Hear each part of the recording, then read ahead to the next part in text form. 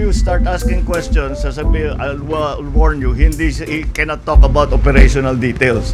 Kaya pag bigla kaming sasabat at sasabihin namin wag siyang sasagot, that's because it's still ongoing. Wag siyang sasagot, that's because it's still ongoing.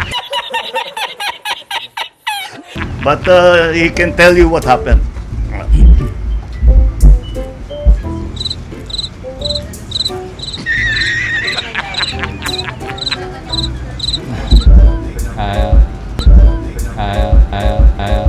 Good morning po. 12 seconds later.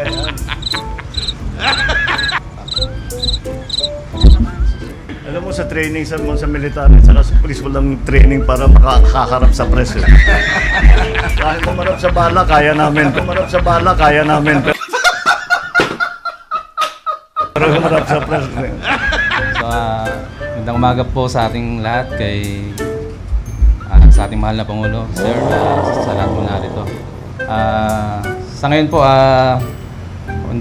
hindi pa po kami makakapagbigay ng eksaktong detalye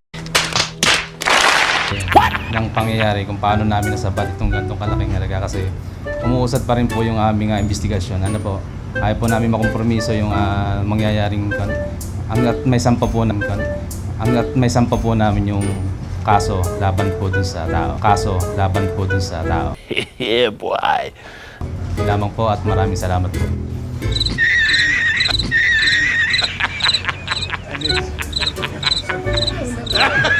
Na-interceptin nyo sa roadblock.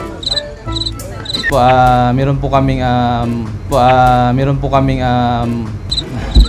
regular na checkpoint na sinasagawa po dito sa bayan ng Alitagtag. So as part of intensified crime prevention. So part of it, pina-flag down po namin yung mga sasakyan kung mayroong suspicious po. So yun po, sinasubject po namin for inspection po.